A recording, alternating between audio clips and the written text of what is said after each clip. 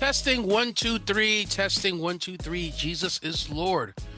Um, Welcome to the Johnny Loves Tech channel. I'm your host, John.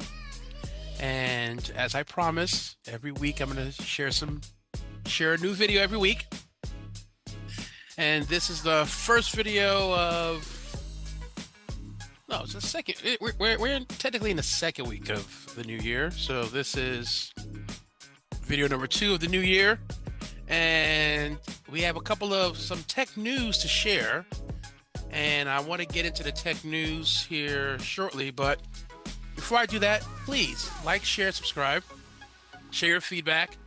We're going to go on this journey. And, for those of you who have been watching, our goals for 2025 is to increase the money that we bring in this year, whatever that number is.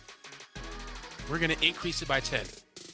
So without further ado, let's hop into the news because we got a lot of news for you folks today. And I want to start off first with, let me get my screen shared here. Start off first with the news from Sam Altman. So for those of you who don't know who Sam Altman is the CEO of OpenAI, the most prestigious project when it comes to AI and large language models. But Sam Altman did this blog post, was posted on January 5th. And I want to read some excerpts from it. We're going to talk a little bit about it. But Sam talks about, and I'll start off here, and I can make it bigger for you guys.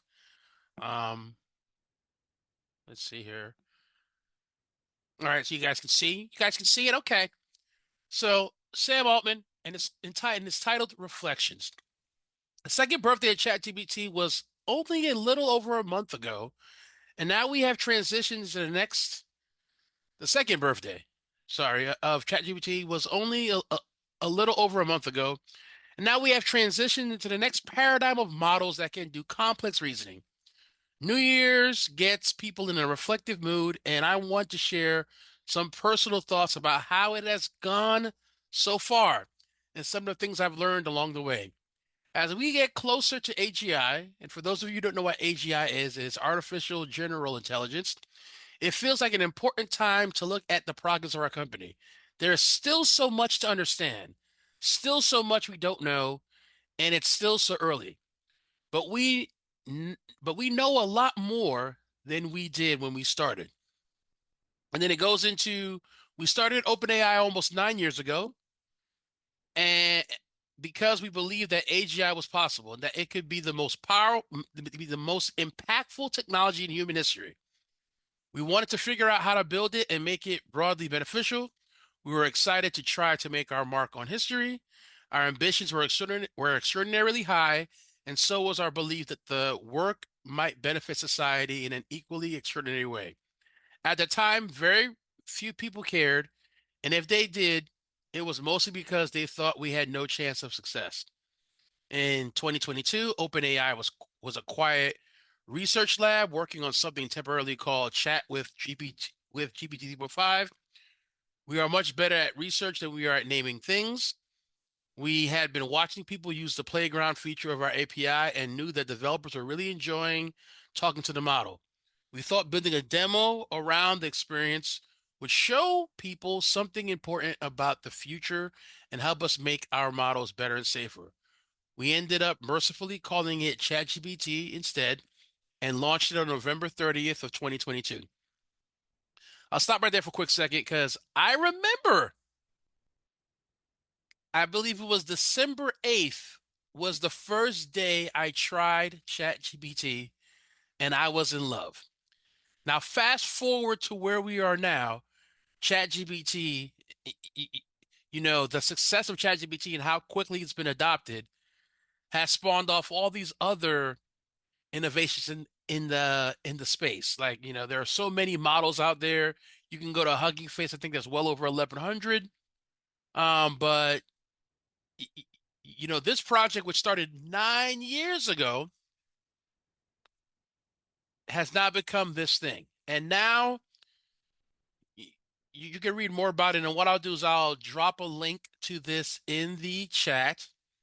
I mean, in the description of this video.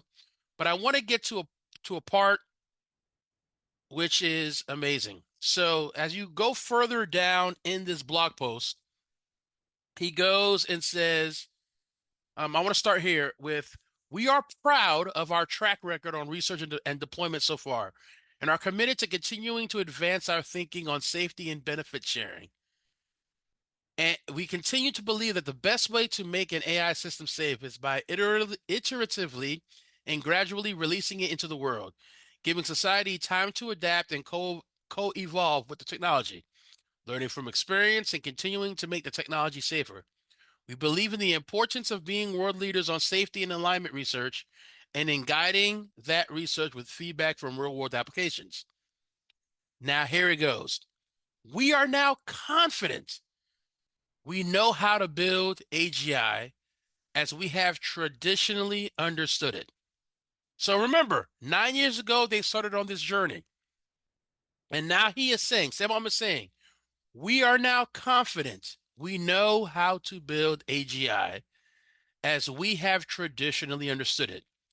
We believe that in 2025, we may see the first AI agents, keyword here, join the workforce and materially change the output of companies. We continue to believe that iteratively putting great tools in the hands of people leads to great, broadly distributed outcomes. We are beginning to turn our aim beyond that to super intelligence in the true sense of the word, which super intelligence is ASI, artificial super intelligence. We love our current products, but we are here for the glorious future. With super intelligence, we can do anything else. Super intelligent tools could massively accelerate scientific discovery and innovation well beyond what we are capable of doing on our own, and in turn, massively increase abundance and prosperity. Sam Altman is giving you the keywords here. They are confident they can build general intelligence, which lays the groundwork for super intelligence. Again, I've been talking about this, and you've seen in my previous videos. I've been talking about the importance of learning about AI, how it works, and then finding a problem and creating a solution leveraging AI. He is basically saying in this blog post that with what they're building, it can in turn massively increase abundance and prosperity. So be on the lookout for new millionaires and billionaires joining the workforce, AI agents doing mundane tasks. I keep talking about learning how to code and things like that. Imagine agents filling in. Imagine this. Imagine a world where your company has technical debt. And let's say you, the employee, create an agent that can go through the code and be able to highlight the pain points in the code and then tell you how to fix it with the current tools that you have available. That's the kind of world that we can build. So again, big news coming out of OpenAI and Sam Altman. So I will drop the link to this so you guys can read this, but this right here I thought was very interesting for him to say, that joining, the key word here is joining the workforce, which tells me that there's going to be a dramatic turn of events in the tech field. And I have been saying this, the people who know the technology and can build will be replacing the ones who don't. So if you've been like, I'm gonna keep doing my coding thing, I'm not gonna think about, I'm not, I'm not gonna waste my time thinking about AI, you might be replaced. All right. Oh, my apologies. I stopped sharing. I shouldn't have done that. Let us get back in here. We're going to share some sound. We're on desktop 3. All right. Next thing here I want to talk about. So that was Sam Altman. Next thing here we're going to talk about is this. Mark Zuckerberg, in case you guys don't know, Mark Zuckerberg is the CEO of Meta. And we all know that January 20th, we're going to have a new regime. And I know some people are like, oh my God, I'm dreading the day that Trump is going to be president. Listen, folks, Trump was elected our president. Whether you like it or not, we got to deal with it. So I need everyone to put on the big pants, focus, and we'll get through this. But I want to share this video here about, we all know about the big push about free speech and allowing certain things to go through and fact checking and all that. But I want you guys to pay close attention to what Mark Zuckerberg is saying. So, Mark, take it away, buddy. Hey everyone. I want to talk about something important today because it's time to get back to our roots around free expression on Facebook and Instagram. I started building social media to give people a voice. I gave a speech at Georgetown 5 years ago about the importance of protecting free expression, and I still believe. Okay, first and foremost, I can tell Mark is reading this post. Just look at his eyes. He probably used Llama to create it, did his own edits, and now he is reading it to us. But let's let him continue. You know, Mark, I'm proud of you, man. You're using your technology. This today. But a lot has happened over the last several years. There's been widespread debate about potential harms from online content. Governments and legacy media have pushed to censor more and more. A lot of this is clearly political, but there's also a lot of legitimately bad stuff out there. Drugs, terrorism, child exploitation. These are things that we take very seriously, and I want to make sure that we handle responsibly. So we built a lot of complex systems to moderate content. But the problem with complex systems is they make mistakes. Even if they accidentally censor just 1% of posts, that's millions of people. And we've reached a point where it's just too many mistakes and too much censorship. All right, so let's take a quick pause there. So for those of you who are trying to figure out what in the world is Mark Zuckerberg talking about? He's talking about how Instagram, Facebook, how they censor a lot of posts. Sometimes people post innocent stuff and it gets blocked or gets, flagged, and other stuff that's raunchy and disgusting doesn't. So he's talking about that Facebook, well, Meta, his company Meta, which owns Facebook and WhatsApp as well as owns Instagram. He's basically going to tell you that they're going to ease up on their censorship. But don't take it from me. Let's listen to Mark. The recent elections also feel like a cultural tipping point towards once again prioritizing speech. Kiss the So ring. we're going to get back to our roots and focus on reducing mistakes, simplifying our policies, and restoring free expression on our platforms. More specifically, here's what we're going to do.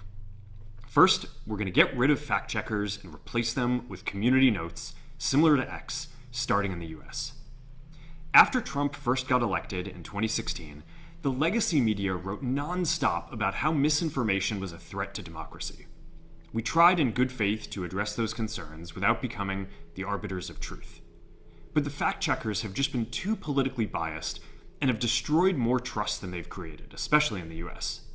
So over the next couple of months, we're going to phase in a more comprehensive community notes system.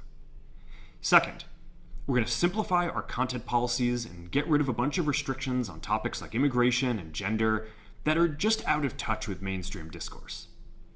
What started as a movement to be more inclusive has increasingly been used to shut down opinions and shut out people with different ideas, and it's gone too far.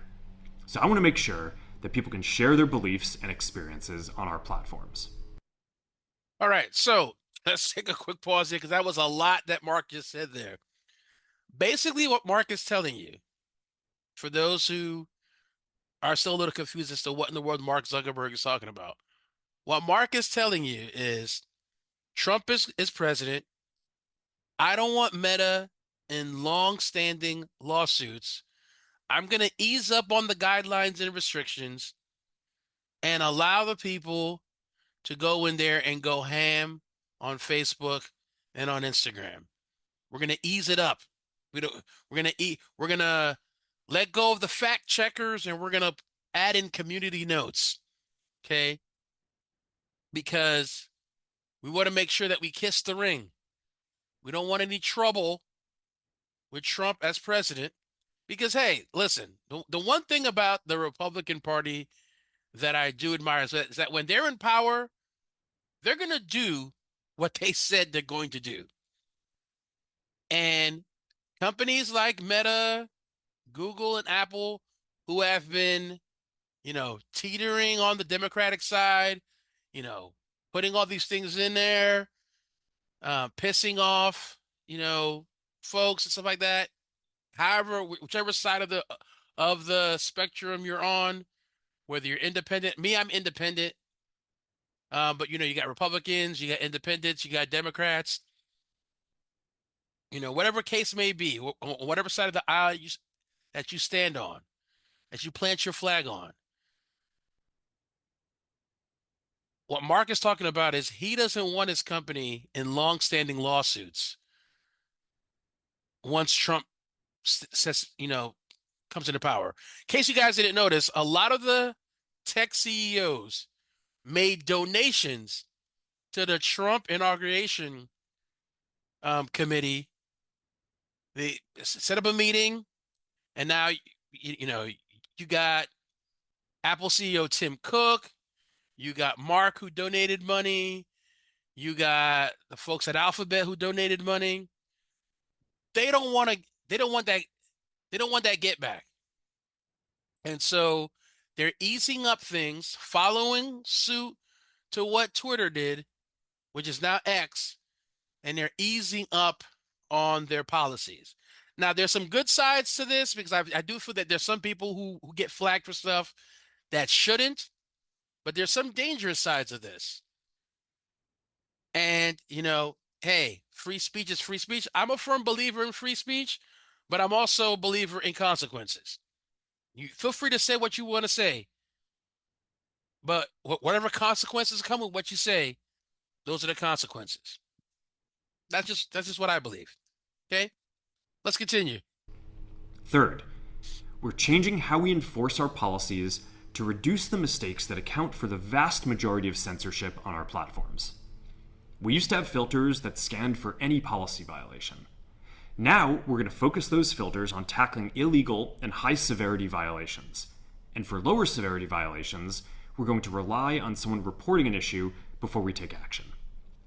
The problem is that the filters make mistakes, and they take down a lot of content that they shouldn't. So by dialing them back, we're going to dramatically reduce the amount of censorship on our platforms. We're also going to tune our content filters to require much higher confidence before taking down content. The reality is that this is a trade-off. It means we're going to catch less bad stuff, but we'll also reduce the number of innocent people's posts and accounts that we accidentally take down. Fourth, we're bringing back civic content. For a while, the community asked to see less politics because it was making people stressed, so we stopped recommending these posts. But it feels like we're in a new era now, and we're starting to get feedback that people want to see this content again. Sorry for what I'm laughing. I apologize. I had to pause there. So people told him that they wanted political posts back. I don't know what people told him that. But listen, Mark, I get it. What would have been better for Mark to say is like, look, man, Trump said he's gonna put the paws on me, and I don't want no trouble. I don't want no smoke. We're gonna dial it back. We're gonna let Trump say what he want to say on our platforms, and that be it. I'm telling you, man, Trump got these boys shook, boy. He got them boys shook.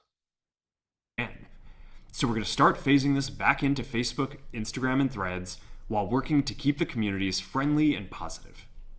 Fifth, we're going to move our trust and safety and content moderation teams out of California, and our US-based content review is going to be based in Texas. Mm. He moving to He going from a blue state to a red state. Trust me, that was a move there. Why? Think about it, folks. Why would Mark need to tell you that in this post? We're moving from California to Texas. We know both states. They're our biggest states. One is blue, one is red. Why are you moving from the headquarters of where Meta is in California? And you're going to move the content moderation, the trust and safety and content moderation teams. They're moving to Texas. Come on, folks. We get it. Mark, I'm gonna let you finish. You got 2 more minutes in there. I'm gonna let you finish. But if it was me, I would have said, look, man, I don't want no smoke from Trump. He's president now. I don't want no smoke. I'm just gonna do what Big Papa say, and that's that. Sorry, folks. I don't want to lose no more money. I don't want to be in long-standing lawsuits. So Trump said something. He's coming after me. I don't want no smoke, and I'm just gonna do what he says. All right, man. That's it. He should have just come out and say that, but he's giving you this polished version of that. Let's continue. As we work to promote free expression, I think that it will help us build trust to do this work in places where there is less concern about the bias of our teams.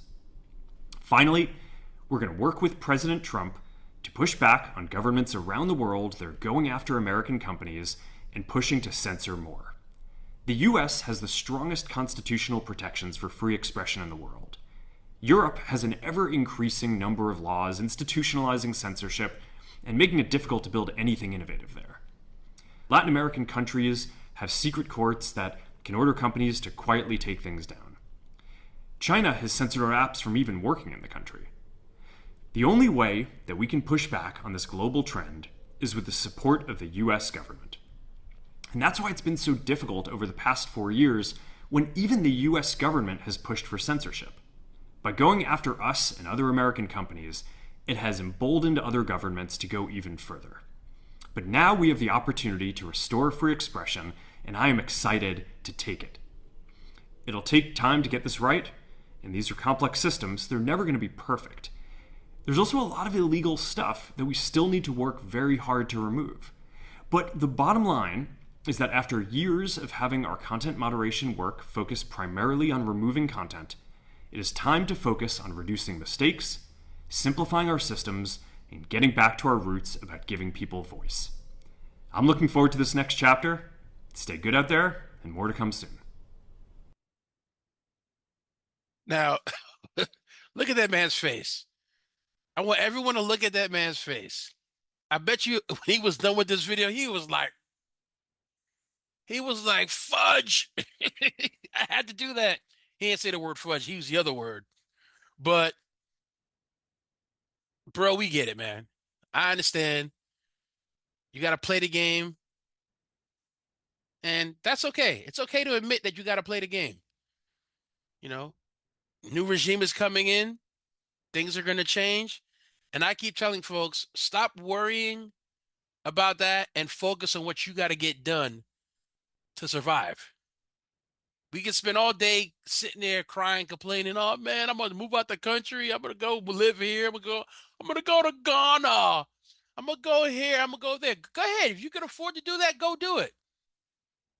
But most people can't. And at the end of the day, we gotta figure out how to continue. You gotta figure out how to endure. So, folks, listen, this is my man Mark saying, look, man, I don't want that smoke. The recap is I don't want that smoke. We got to keep making money. And if this is what I got to do, if I can keep my company out the court, I'm going to do it, hold the peace, endure these 4 years, and move on from there. All right. Now, last piece of news. This right here is by far the most exciting to me outside of the, movement in the AGI. But NVIDIA, this was released at CES. NVIDIA puts Grace Blackwell on every desk and at every AI developer's fingertips.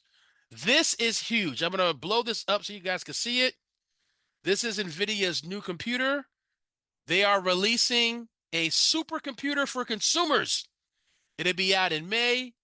It is $3,000. So folks, get them tax returns in.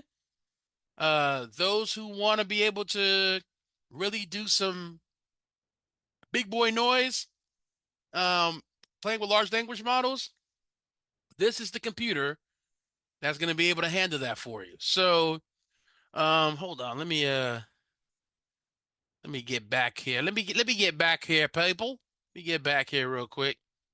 So NVIDIA Project Digits with a new GB10 super chip debuts as the world's smallest AI supercomputer capable of running 200 billion parameter models.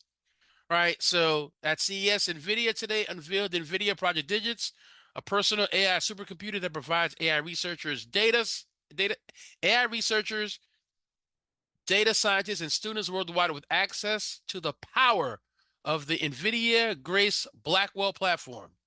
Project Digits features the new NVIDIA GB10 Grace Blackwell superchip, offering a petaflop of AI computing performance for prototyping, fine-tuning, and running large language models. I'll drop the link to this article in the description of this video. But basically, Project Digits will be available in May from NVIDIA and top partners, starting at $3,000. Best believe I'm gonna buy one. I'm just letting you know right now. I'm buying one. $3,000. We're gonna buy one. We're gonna have one in the house. Okay. So this right here, and I keep talking about, yes, the advancements in the technology are great, but once you start getting the technology in the hands of consumers and not only in the institutions, because I can tell you one thing about Blackwell computers, they're very expensive machines. So the universities that you hear that have these Blackwell chips, you're talking about $40,000 computers. If they got 10 of them, that's $400,000, that they spent on just computers. The average consumer can't get that. But now, as the technology is getting to be more affordable, that's going to help push AI further along in the process. So what people may have thought would have taken 15, 20 years to get done can get done in less time. So this right here is huge news. If you're like, well, John, should I invest in this? If you're either a consumer or a producer. So for those who are learning about AI, wanting to work with large language models, learning how to fine tune and all this stuff, make this investment in this computer. If you're someone that likes to use ChatGPT, this ain't the computer for you. Stick with what you got. We'll build the stuff. You pay us to use the stuff that we build. Okay. So again, this is big news. Project Digits. I kind of don't really like the name, but hey, that's the name that they came out with. Um, Blackwell chips. I've had opportunity to play with a Blackwell machine, and I'm telling you, man, it's super fast. So I'm excited to see what happens here with this computer here. But yes, this is the machine. I believe it's the box that's right here, or it may be the screen. I don't know. Going back to, I think it may be this thing right here, right? This it? Yeah, this is it. This is the computer. I ain't got to worry. I got two beautiful HP 4K displays here at home. I can hook it up to that. I got nice keyboards and nice mice. This would be great. Can't wait. But yes, I'm so proud of what NVIDIA is doing.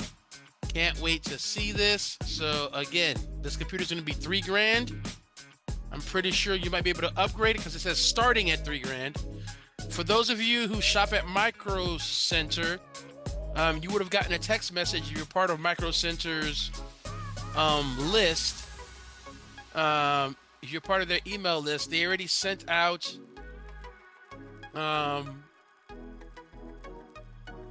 text messages to reserve. So, again, that's the news. Thank you all for listening in. We appreciate you. I'll do more, tech news videos as, relevant news for me to share with you. As long as it's readily available, I will share. We'll get into some, like getting some work done in some future videos. I got some, tech conference videos to get to you folks. But again, I wanted to come and give you the news because this news is hot off the press. Wanted to make sure that all of you were all informed about what is going on. And thank you for rocking with me.